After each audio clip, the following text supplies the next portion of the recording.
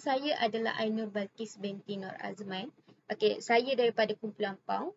Tajuk vlog kami adalah tentang kesihatan mental. Seperti yang anda tahu, kesihatan mental ini adalah satu emosi yang boleh menyebabkan banyak perasaan seperti gembira, sedih dan apa-apa lagi lah. Okey, kesihatan mental yang lemah boleh menyebabkan tekanan perasaan ataupun kemurungan bagi setiap individu. Jadi itu akan boleh menyebabkan banyaknya bunuh diri di Malaysia. Jadi kami akan mengupas lagi tentang kenapa boleh terjadinya tekanan yang kuat bagi setiap individu. Okay. Hai, nama saya Aina dan saya akan membincangkan isi pertama iaitu masalah kemurungan dan tekanan yang dihadapi oleh ibu bapa sepanjang PKP ini. Seperti yang kita tahu, PKP bukan sahaja memberi impak kepada kesihatan mental terhadap kanak-kanak, remaja ataupun pelajar, malah ibu bapa juga mengalami masalah yang sama.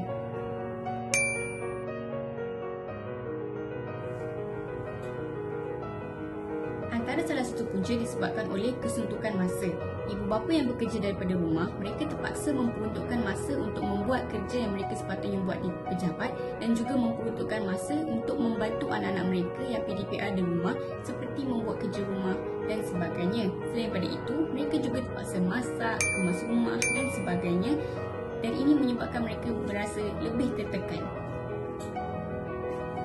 Di samping itu, ibu bapa juga rasa tertekan dan gelisah kerana mereka rasa seperti gagal dalam memberi anak-anak mereka perhatian secukupnya, terutama sekali bagi keluarga yang besar. Jadi ianya agak susah untuk mereka memberikan perhatian yang secukupnya, terutama sekali ketika PDPR anak-anak mereka. Hai, nama saya Askar Adi. Hari ini kita nak bincang pasal cara nak mengurangkan tekanan kepada ibu bapa.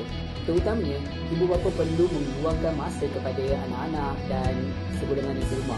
Ini kerana secara berkesannya ibu bapa meluangkan masa dengan anak-anak dan semua orang yang lain ini akan membuatkan mereka lupa kepada masalah-masalah mereka even though itu sekejap. Yang kedua, ibu bapa perlu menyediakan jadual rutin harian untuk membahagi masa mereka kepada kerja dan juga yang lain. Contohnya bagi masa kepada anak-anak untuk keluar rumah dan semua itu. Yang ketiga, ibu bapa perlu kekal positif dalam sepanjang masa PKP ini. Semuanya sekali. Ibu bapa perlu kekal positif pada semua masanya supaya mereka kurang stres. Terima kasih. Hai, nama saya Muhammad Iman bin Ishaq. Saya akan membincangkan tentang punca kesihatan mental dalam kalangan pelajar.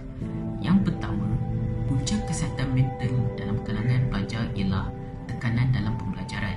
Pembelajaran dalam talian ataupun online secara berlebihan juga boleh menyebabkan gangguan kesihatan mental dalam kalangan pelajar. Diikuti pula dengan tugasan yang perlu disiapkan dalam masa ditetapkan oleh pensyarah juga boleh menyebabkan mereka mengalami gangguan kesihatan mental. Punca yang kedua ialah tekanan dalam kewangan. Wang merupakan aset yang paling penting bagi pelajar untuk menguruskan pengajian dan melanjutkan pelajaran. Wang juga digunakan untuk membeli makanan dan minuman. Hai, nama saya Ainur Balkis binti Nur Azman. So, saya akan membincangkan tentang pelajar. Okey, kesihatan mental terhadap pelajar, kesan. Okey, so kesan yang ada yang terjadi pada pelajar adalah sentiasa kelihatan sedih dan murung. Hilang minat terhadap aktiviti yang biasa dilakukan, kesukaran untuk menumpukan perhatian dan melakukan tugas harian yang biasa. Kadang pelajar ni juga menyatakan keinginan untuk menamatkan riwayat ataupun riwayat hidup lah secara verbal atau penulisan. Okey. Jika atau seseorang ataupun pelajar yang mengalami masalah ini, anda perlulah pergi cepat-cepat bertemu dengan pakar psikologi. So, untuk mengurangkan tekanan ataupun bebanan yang anda hadapi. Assalamualaikum, nama saya Norshahin Binti Yasin. Punca ketiga bagi masalah kesihatan mental sepanjang PKP adalah kehilangan dan pemberhentian pekerjaan. Berikutan wabak COVID-19, lebih daripada 800,000 individu kehilangan pekerjaan sejak negara kita dilanda wabak ini. Beberapa faktor yang telah dikenal pasti sebagai punca kehilangan pekerjaan ini adalah pemberhentian dan penutupan sektor-sektor kilang dan juga syarikat, serta masalah kewangan dan ekonomi yang kritikal.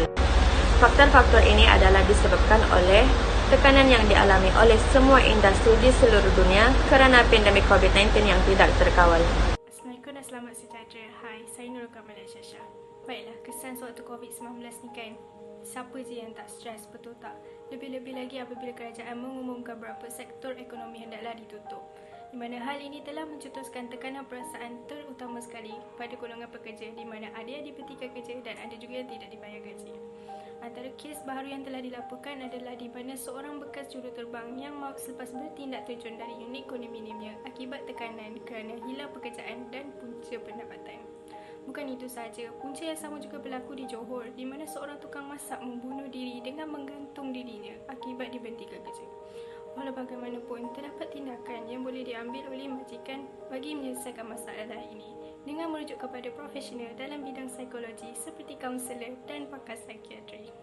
Justru, perkara ini juga dapat meningkatkan kesedaran terutama sekali kepada golongan pekerja berhubung dengan penjagaan kesihatan mental. Terima kasih, itu sahaja daripada saya. Hai, nama saya Nurul Syafiqah binti Muhammad Syuaib. Antara punca yang boleh sangat menyebabkan kesihatan mental kita ni terganggu sepanjang PKP adalah suasana ataupun keadaan. Kita ni contohlah tengah buat kerja daripada pagi sampai ke malam. Itu dah satu hal. Lepas tu kita menghadap kerja je kita hadap. Mesti kita dah stres kan kat situ. Bukan itu saja. Dengan keadaan pula, suasana kita pula bersepah sekeliling tu. Tempat kita buat kerja tu bersepah.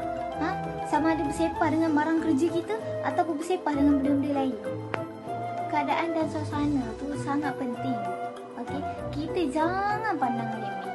Disebabkan kita pandang remeh lah, ianya boleh menyebabkan kesihatan mental kita ni terjejas.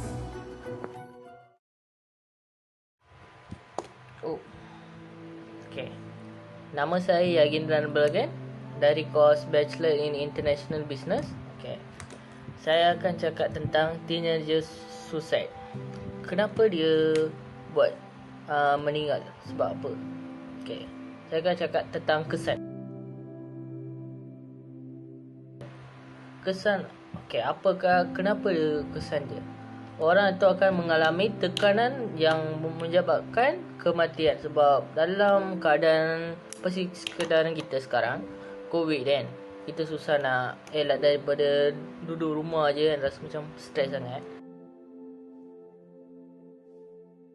Okay, solution dia, anda perlu bekerjasama dengan keluarga untuk urus masa yang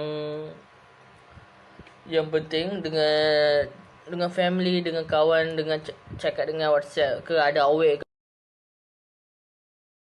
Okay, itu je lah. Terima kasih sebab tengok.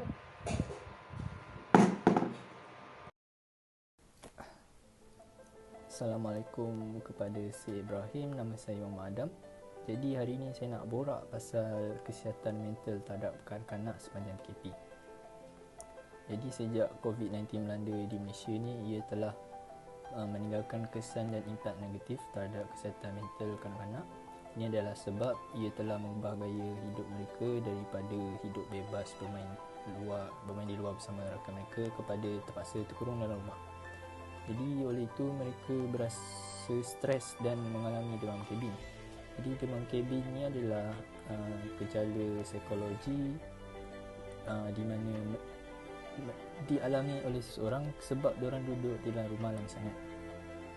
Jadi mereka berasa sepi, sedih, gelisah semua, mudah marah semua. Itu saja dari saya. Jadi saya akan pas kepada orang seterusnya.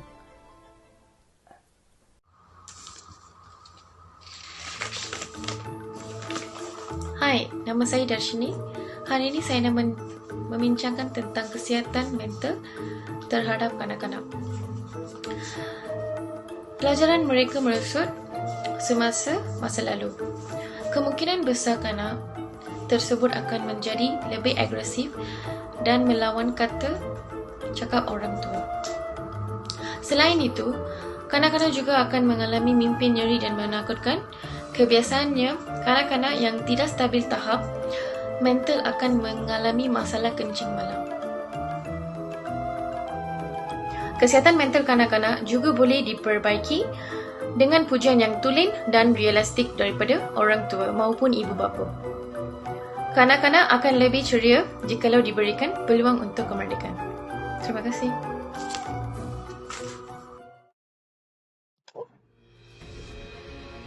Itu adalah penting untuk rakyat Malaysia menyedari tentang pentingnya kesedaran terhadap penyakit mental.